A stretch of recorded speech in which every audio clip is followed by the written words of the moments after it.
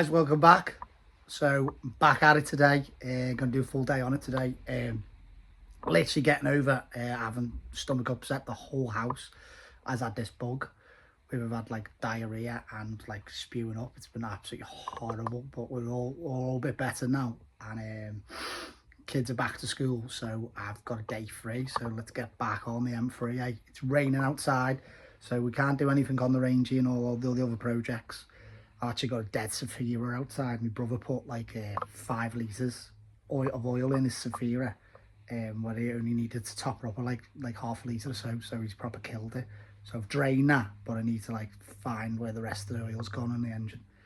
Any of you know, give us a comment below if you ever had anything like that. He put extra oil in his diesel Safira, and it's like smoking its head off. Loads of white smoke everywhere now. I've drained the oil, put the right amount in the other day, but I think there must be oil in one of the breathers or the inlet, or I don't know, like intercooler pipes, something like that, but it's smoking its head off, and every time you try and rev it, it tries to run away on itself. So if you know, give us a comment, that'll be awesome. But as I say, I am so rammed with stuff. Could have done not been doing this, like, you know what I mean? You see it sound probably dead husky now. But anyway, we're back on it today. I'm going to try and get all the underneath. I've been reading that Redish Motorsport, they give you a boss guide with the plates you buy off them, mate, proper boss guide. And I will definitely say, if you're going to do this job, buy their kit, because it tells you everything you need, all spares that you might need, and that, you know, spare brackets and stuff like that. So yeah, today I'm going to get it cleaned, start bare metaling some bits and pieces. I actually bought a full kit of the fuel pipe brackets, the brake pipe brackets, and the fuel tank brackets, you know, all the ones that are rusty as hell. I bought a full kit of it on the net, so I've just sprayed them in copper weld through primer, so I can get them on when I'm ready. But I say, ram for space. Look at the place. The place is an absolute mess. Wife came in here the other day and said that is dangerous. So yeah, just gonna get this cleaned down, and you join me when I've done some process of it. Right. All I'm using is POR Marine Clean, 50-50 mix of it, spraying it on, rubbing it with a toothbrush, not a toothbrush I'm going to use on my teeth, by the way, but a toothbrush, and then just wiping it off with microfiber cloths, and the microfiber cloths are just going to go in the bin once I've finished. Seems to be the best way. You can see I've done like 50%, well, I'd say like maybe like 50% of the back floor. I haven't done that side. I've done that side, see how clean it looks. But I haven't done all these bits here. So yeah, I'll get on with that, and you can join me once I've done a bit more process of it. So this is the process so far. As said before, we're doing a 50-50 mix with POR Marine Clean. It's one of the kits that I'm going to be using, because it's got metal prep. You use the Marine Clean first, and then you can use the metal prep, and that will put a weld converter over any pitted rust that I can't bare metal. As you can see, I've done this section here. A lot of it's got like bits of sticker flex and stuff on it, see around here and stuff. So I've just been using it with a toothbrush. I haven't touched this bit yet. You'll have to excuse the rain. It is absolutely raining cats and dogs, and you can hear on the carport that it is pissing down. So you have to excuse the pit. So remember that bad one, the bad crack. There we are. So the Redish Motorsport guide tells you to drill out 2mm holes at the end of the cracks. You see there was a crack right where the stud was, with the, you know, like it's got a hex with a stud. So drill either side. Looks like these 2 spot welds are pulling through, so I'm just gonna put the belt sander on it, go straight through them, and then I'm gonna V this out and weld this. I've drilled a little hole here, 2mm one hole, and I'll drill another one there, and we're gonna V all this out, ready to MIG weld up. We'll MIG weld round this.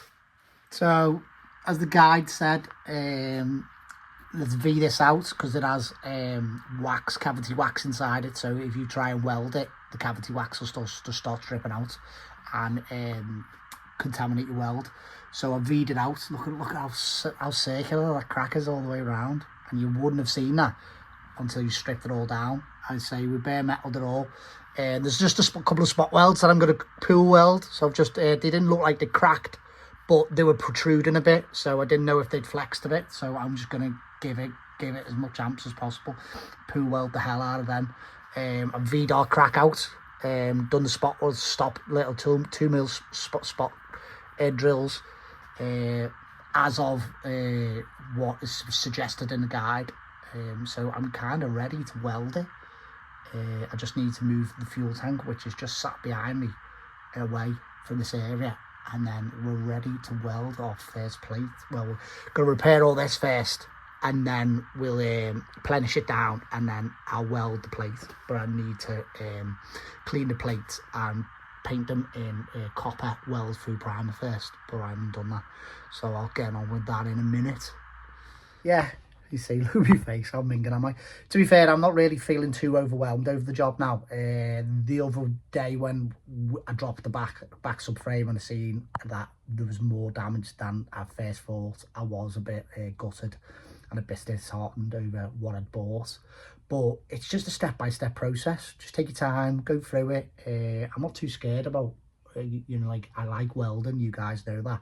And I'm not too scared about a bit of fabrication and stuff. But I don't know if I was a bit run down or what the other day. But feeling a bit better today, and we're just going to crack on and see how far we get. But like, this is the worst. I thought, let's get on to the worst. Got to do this.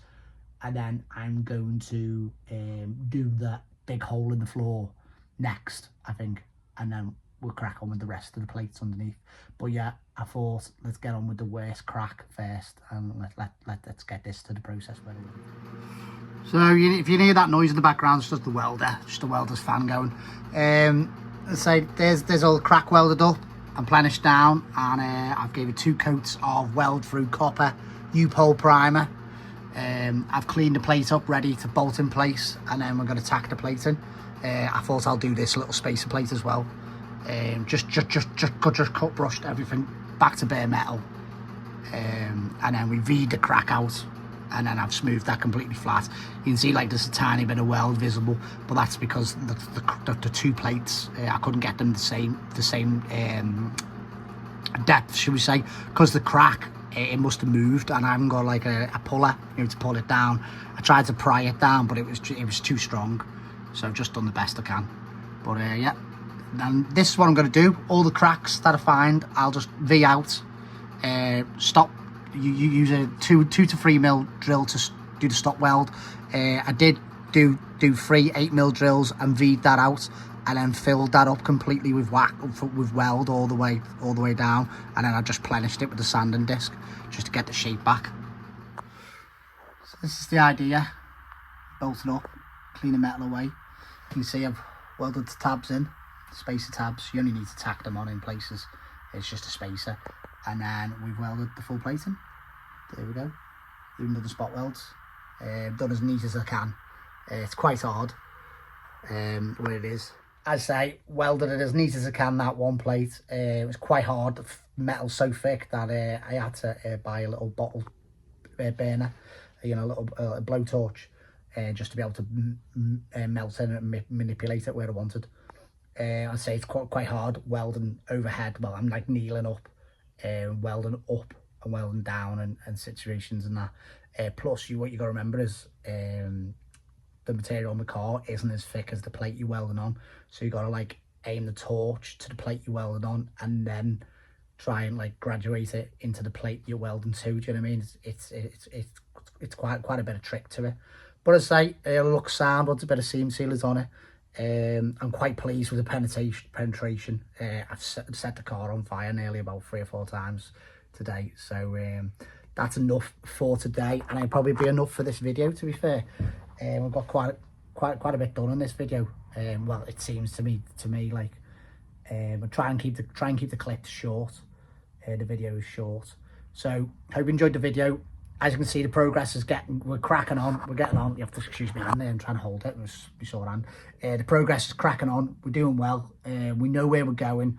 there is a lot more rust than that I first thought underneath here, so there's going to be a lot of bare metal and stuff like, but I'm getting there. I'm quite happy, and just got to get time on it, and it's quite hard getting time on it at the moment with everyone having bugs and stuff like, but yeah, we're on it, and we'll get through it. All right guys, hope you enjoyed the video. Please subscribe. It all helps. It helps me. Well, I don't earn a great deal on the videos, but it helps me give the motivation to carry on and do the videos, and every little helps towards like some of the bills on these things, you know what I mean? All right guys, see you in the next one. You take it easy. Laters. All team motors, please like and subscribe. So notice always subscribe. All team motors, please like and subscribe.